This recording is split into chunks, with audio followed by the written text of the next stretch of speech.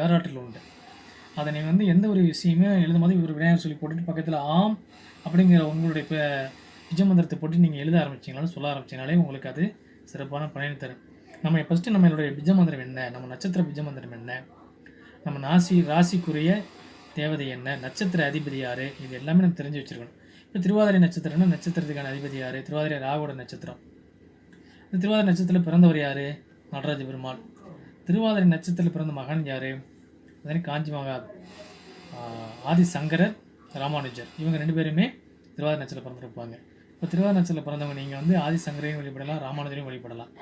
அவங்களுடைய வழிபாட்டு முறைகளையும் பின்பற்றலாம். அவங்க சென்று அந்த ஆலயங்களுக்கு நீங்களாம் போயிட்டு வந்தீங்கனாலே உங்களுக்கு சிறப்பான பலன்களை தரும். ஸ்ரீரங்கம் போயிட்டு வந்தீங்கன்னா அங்கே ராமானுஜருடைய அந்த பூதோட வந்து பல ஆண்டுகளாக, பல ஆயிரம் ஆண்டுகளாக, 1000 ஆண்டுகள் மேலே இன்னுமே அது அப்படியே இருக்குது. அப்போ ஸ்ரீரங்கம் நீங்கள் போயிட்டு வந்தீங்கனாலே உங்களுக்கு சிறப்பான பலனையும் உண்டு. ஆதிசங்கரர் நிறுவிய மடம், சங்கர மடம்,